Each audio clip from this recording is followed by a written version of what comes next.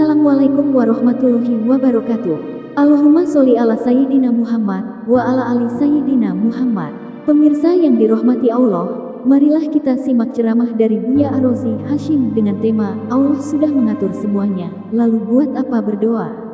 Sebelumnya marilah kita perbanyak sholawat minimal 1000 kali sehari, agar hidup kita penuh barokah dan mendapatkan syafaat kelak. Jangan lupa berikan dukungan kepada channel kami dengan memberikan super thanks seikhlasnya. Semoga menjadi amal jariah bagi Anda. Selamat menyaksikan.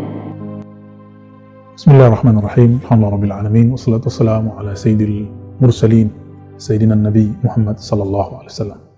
Amma ba'du, sahabat yang melakukan Allah, yang sibuk bekerja, yang suka berdoa, mungkin ada yang bertanya, kenapa jika Allah telah tahu apa saja nasib kita, Allah telah tentukan dulu di alam azali semua yang akan terjadi pada kita. Ketika roh ditiupkan ke janin ibu kita, ke janin dalam perut ibu kita, Allah telah menentukan orang ini akan begini, begitu. Semua nasibnya telah ditentukan. Lalu untuk apa berdoa dan berusaha? Ini ternyata pernah ditanyakan oleh sahabat Nabi kepada Nabi. Barangkali kita termasuk orang-orang yang mewarisi ilmu ini, alhamdulillah, sehingga bertanya hal yang sama kepada Sayyidina Nabi SAW. Karena Sayyidina Nabi SAW telah Allah pindahkan alamnya, maka kita bertanya kepada pewarisnya, para ulama-ulama warasatul anbiya. Apa kata mereka? Mereka menjawab dengan jawaban yang Nabi jawab. Suatu kali, kata Abu Hurairah dan sahabat-sahabat yang lain, ada orang-orang suatu komunitas yang rajin bekerja, rajin berusaha, juga suka berdoa, bertanya kepada Nabi, "Ya Rasulullah, jika kami semua telah ditakdirkan mempunyai nasib begini dan begitu, telah ditakdirkan hidup dalam keadaan apapun, lalu untuk apa kami berdoa ataupun berusaha?" Apa jawaban Nabi sallallahu alaihi wasallam dalam hadis Imam Bukhari? Nabi mengatakan, "I'malu fakullun muyassarun lima khuliqa lahu." Beramallah wahai sahabatku, karena setiap orang akan dimudahkan melakukan hal-hal yang telah ditakdirkan dia dulu di alam azali. Dulu di alam azali kita adalah roh, cahaya-cahaya, nur-nur yang dulu kita ditakdirkan dekat dengan siapa, melakukan apa. Nanti hal itu dengan wujud yang sedikit berbeda, itu terjadi di muka bumi ini. Tetapi teman-teman yang melakukan Allah, ketika roh ditiupkan ke dalam badan, maka muncullah satu energi baru yang disebut dengan nafs, jiwa.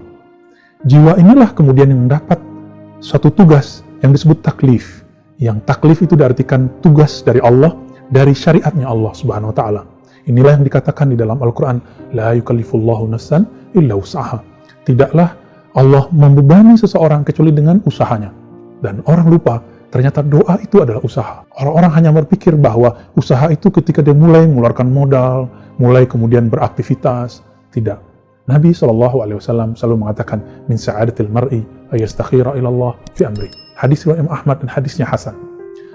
Salah satu ciri-ciri orang punya usaha sukses, ketika dia meminta persetujuan Allah dalam semua urusannya. Dalam berguru, dalam berteman, dalam berkomunitas, dalam bersafar, dalam bekerja, dalam berjodoh. Semuanya diatur. Istikharah isinya berdoa. Jadi, untuk apa berdoa? Doa itu adalah minta restu kepada Allah. Doa itu adalah bermanja-manja kepada Allah. Bukankah sebelum kita berdoa, Allah sudah tahu? Makanya Al-Imam Abul Hasan Syazili memulai Hizb Bahar, salah satu doa yang beliau wariskan kepada murid-muridnya. Memulai Hizb Bahar dengan kalimat, Ya Alim, Ya Azim, Ya Halim. Wahai yang maha tahu isi hatiku sebelum aku melafazkan. Wahai yang maha tahu nasibku sebelum aku diciptakan. Wahai yang mau tahu aku dengan hal-hal yang aku tidak tahu. Lalu untuk apa? Mengatakan ini, supaya kita tidak berburuk adab kepada Allah, bahwa kita sedang memberitahu Allah. Kita berdoa bukan memberitahunya. Kita berdoa hanya bermanja-manja kepadanya. Kita berdoa hanya minta restu kemantapan hati kepadanya.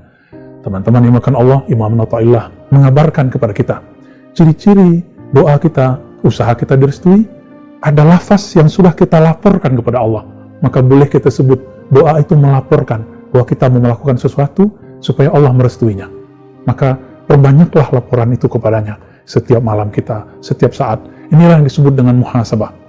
Maka Imam Al-Haris Al-Muhasibi, imam yang selalu melaporkan apapun yang dia buat setiap hari.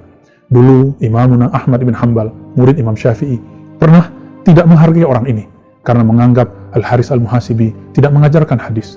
Ternyata Al-Haris Al-Muhasibi mengajarkan inti dari ajaran hadis itu.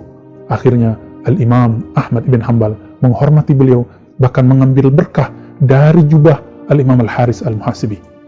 Sahabat yang melakukan Allah, jadi untuk apa berdoa? Berdoa adalah melaporkan keinginan kita kepada Allah, meminta restu Allah, dan yang terakhir, meminta restu kepada Allah Subhanahu wa Ta'ala. Hidup ini hanyalah minta restu Allah. Inilah yang kita baca, Allahumma inna nas'aluka ridhaka wal jannah. Ya Allah, kami meminta ridhamu, restumu. Jika tidak ada ridhonya, maka orang taat pun tidak diterima taatnya. Jika tidak ada ridhonya, maka pemaksiat akan selalu dalam gelombang maksiatnya, selalu dalam lingkaran maksiatnya. Tapi jika Allah telah beri ridho, orang yang taat diterima, orang yang maksiat akan diselamatkan. Kita ini adalah para pemaksiat. Kita ini bermaksiat setiap saat. Maksiat badan dengan melakukan hal yang mungkar. Maksiat pikiran memikirkan yang tidak baik, yang jorok, yang vulgar. Maksiat kalbu ketika berhenti menyebut nama Allah. Maksiat ruh ketika kita tidak mengenal Allah Subhanahu wa Ta'ala. Betapa banyak maksiat kita, maka sebagaimana Allah meridhoi kita. Teman-teman yang melakukan Allah, sahabat yang aku cintai, yang kami cintai, mari berdoalah kepada Allah, melaporlah kepada Allah, bermanjalah kepada Allah, mintalah restu ridho Allah. Semoga kita termasuk yang diridhoinya dengan segala kekurangan kita. Amin ya rabbal alamin. Wassallallahu ala sayyidil mursalin walhamdulillahi rabbil alamin.